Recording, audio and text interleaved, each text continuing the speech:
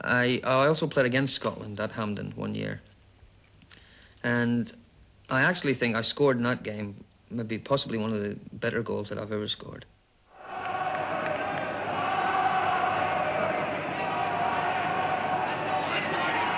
Best to Dugan, to McBordy.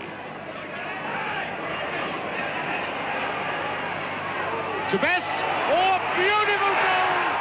And I think because it was me that it was disallowed for me enough. The game ended 1-1, but I remember someone crossed the ball from the right wing, and they hit it. It was like a shot. It was coming 100 mile an hour, and I just let it hit my thigh, and before it hit the deck, I volleyed it into the net. I went nuts. I thought it was a great goal. It was, and the referee disallowed it for handball.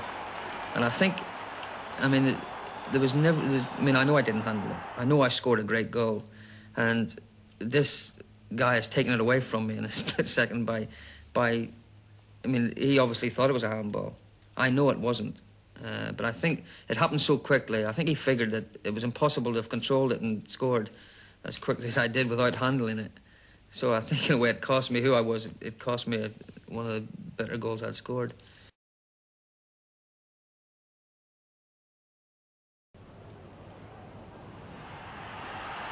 Windsor Park, Belfast saw Best in the green of Northern Ireland before his 18th birthday.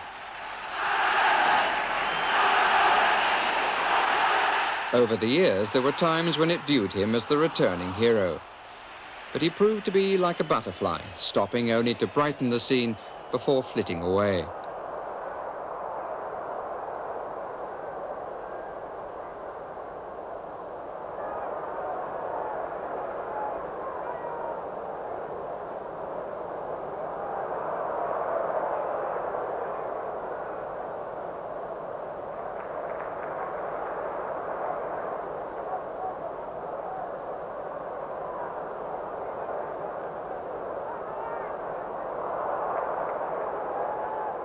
When his country reached the World Cup finals in 1982, his time had gone, and memories of 37 caps remain in isolation.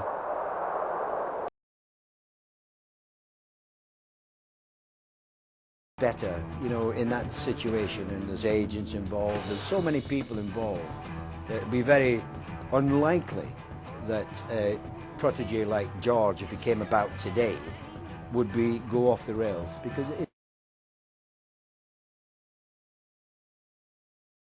Best, who usually plays with Bobby Charlton for Manchester United, but this time Charlton robs him of the ball.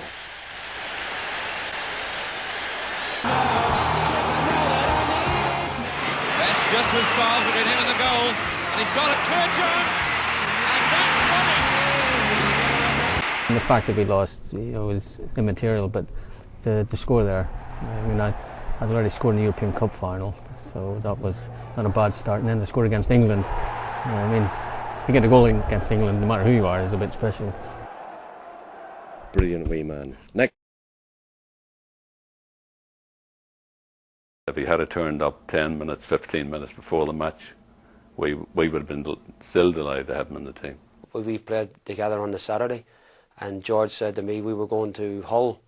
My first game was against Spain in Hull, and George said, despite all the turmoil in his private life, he still managed some crowd-pleasing tricks for his supporters in Northern Ireland. Oh, Best they're going to put in, but Best has got it in, but the whistle had gone. Knowing that it was just the week before that the goal was disallowed. I was there in the crowd, and I was 12 years of age, and he scored this perfectly good goal, and this debate went on, and it was out of. And the referee afterwards admitted, why did he disallow it? Because actually he hadn't come across that scenario before. He didn't know what to do. George knew what to do. That was the goal that stands out in my mind, the one that got away. of course it was.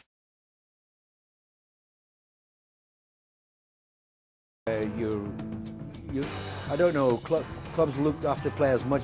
I think it was almost like a haven for George when he was together with the Pat Jenningses, the Alan Hunters, the Derek Dugans, the Eric McMortys, all of them, with the Northern Ireland team. He was with his own kith and kin. And it was almost like a comfort zone. There was quite a few occasions whenever we got in the coach towards the end of his career at Manchester.